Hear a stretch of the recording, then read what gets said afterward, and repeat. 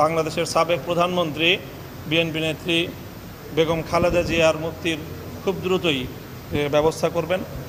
দেশের রাজনৈতিক পরিস্থিতি নিয়ে আলোচনা করার জন্য এবং সমস্যা সমাধানের উদ্যোগ নেওয়ার জন্য আমরা এখানে বিভিন্ন রাজনৈতিক দলের নেতৃবৃন্দ উপস্থিত হয়েছিলাম। মহামান্য রাষ্ট্রপতির সঙ্গে আমাদের আলোচনা হয়েছে, বৈঠক হয়েছে। এতে বিভিন্ন রাজনৈতিক দলের নেতৃবৃন্দ, সশস্ত্র বাহিনীর শীর্ষ নেতৃবৃন্দ, 3 বাহিনী প্রধান সহ তারা উপস্থিত ছিলেন।